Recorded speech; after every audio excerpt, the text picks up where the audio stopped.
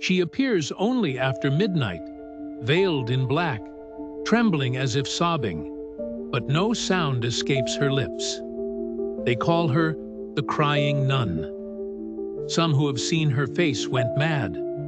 Others were never seen again. But who was she?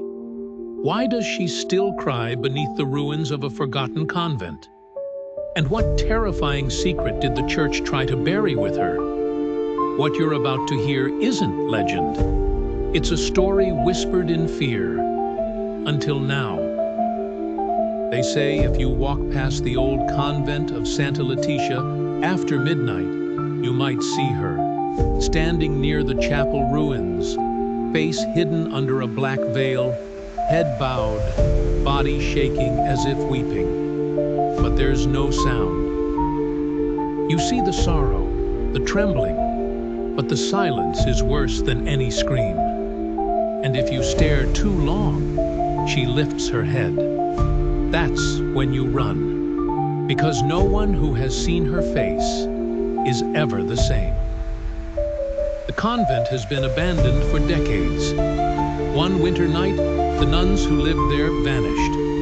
No warning, no explanation. They left everything behind. Locals believe it was because of her. The nun who never belonged. The one who cried without tears. Her name was Sister Inez. She was transferred from another convent that didn't want her. The reason? Mental disturbance. But sealed church records hinted at something darker. She claimed angels whispered to her. Not blessings, warnings, about blood, sin, death. The other sisters dismissed her until strange things started happening. Crucifixes turned upside down. Candles reignited on their own. Statues appeared to cry. Then the nightmares began. Each nun dreaming of Inez standing over them, whispering in a tongue no one understood. They tried to remove her. She locked herself in the crypt. For 3 nights, chanting came from beneath the floor. On the 4th, silence. They found her body on the chapel altar, eyes open, a crucifix embedded in her chest, her mouth torn as if frozen in an eternal scream. She had bled from the eyes. They buried her in the crypt with no rites, hoping to forget her. But the convent never recovered. Weeks later, one nun was found walking barefoot through the graveyard. Another was discovered kneeling beside Inez's grave, speaking in a dead language. Within a month, all the sisters fled the convent. It was sealed and left to rot. Years passed, but the legends didn't fade. Teenagers broke in to film videos. Some ran out pale and silent. Others never returned. Police found their bodies days later, with no wounds, just expressions of frozen terror. One had scratched a message into the wall before dying. Just 3 words. She is listening. One local woman, Clara, entered the convent with her fiancé. She came out alone, bloodied, scratched, and shaking. She didn't speak for weeks. When she finally did, all she said was, "I saw her. She was crying.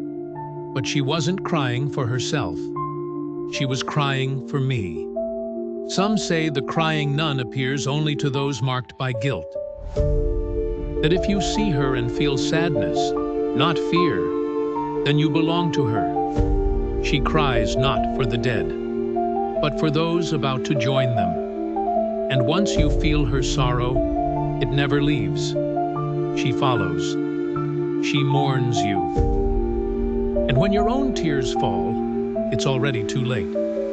There are videos online, grainy footage of figures moving through the ruins. In one, a nun-like silhouette stands behind a crumbling wall. In the next frame, she's gone. Some believe seeing her unlocks something ancient. Not death, something older, something darker, something that remembers.